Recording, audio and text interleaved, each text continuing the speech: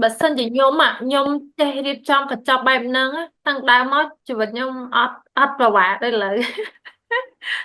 ចូលដល់មេរៀនហ្នឹងគឺឆ្លុះបញ្ចាំងឲ្យឃើញអញ្ចឹងណាបងដោយសារអីគេយើងអត់ដឹងពីការរៀបចំកញ្ចប់ហិរញ្ញវត្ថុរបស់យើងណាបងគឺចេះតែចាយតាមតែចិត្តតាមតែអារម្មណ៍របស់យើងចង់ចាយវាអញ្ចឹងណាពេលដែលចូលរៀនទៅដល់មេរៀនហ្នឹងឆ្លុះបញ្ចាំងឲ្យខ្ញុំចេះបែងចែកហើយដឹងថាកញ្ចប់ការពារយើងត្រូវមានអីខ្លះហើយកញ្ចប់ផែនការសុវត្ថិភាពកញ្ចប់ផ្នែកការពារហានិភ័យដូចថាយើងត្រូវរៀបចំទាំង4កញ្ចប់នឹងឲ្យវាត្រូវដូចថាយើងត្រូវទី1អីគេទី2ទី3ទី4អញ្ចឹងទៅតែដោយរហងៃវិញអត់តន់ឈានដល់ដំណាក់កាលហ្នឹងទេតែពេលបានចូលរៀនមួយលោកគ្រូគឺ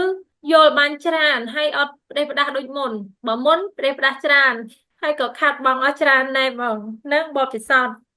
សម្រាប់ខ្ញុំផ្ទាល់តើអ្នកឆ្ងល់ទេគ្រួសារអ្នកមានគ្រប់គ្រងលុយយ៉ាងដូចម្ដេចតើអ្នកចង់ឲ្យគ្រួសាររបស់អ្នកចេះគ្រប់គ្រងលុយដោយគ្រួសារអ្នកមានដែរឬទេនេះជាឱកាសសិក្សាជាមួយលោកខំពិសិដ្ឋក្នុងកម្មវិធី Cash Flow Online ផ្ដោតលើការរៀនការអនុវត្តវិនិយោគសាកល្បងដើម្បីជួយអ្នកនិងគ្រួសាររបស់អ្នកបង្កើតទម្លាប់ហិរញ្ញវត្ថុដ៏រឹងមាំអ្នកនឹងរៀនពីរបៀបដែលគ្រួសារអ្នកមានគ្រប់គ្រងលុយចេះគ្រប់គ្រងចំណូលនិងចំណាយបង្កើតទម្លាប់ល្អក្នុងការសន្សំទ្រព្យជាប្រចាំអនុវត្តវិនិយោគសាកល្បងដើម្បីបង្កើនជំនាញវិភាគនិងការសម្រេចចិត្តលើពីនេះទៅទៀតអ្នកនឹងបានចូលរួមជាមួយនឹងគ្រួសារខ្មែរជាច្រើនដែលស្រឡាញ់ការរៀនសូត្រចែករំលែកបទពិសោធន៍និងរីកចម្រើនជាមួយគ្នាដើម្បីចុះឈ្មោះចូលរួមនៅក្នុងកម្មវិធីនេះសូមតាក់ទងមកក្រុមការងាររបស់យើងឥឡូវនេះឬផ្ដល់ជាលេខទូរស័ព្ទនៅក្នុង comment ឬ inbox ដើម្បីឲ្យក្រុមការងារទំនាក់ទំនងនិងផ្ដល់ព័ត៌មានលម្អិតជូន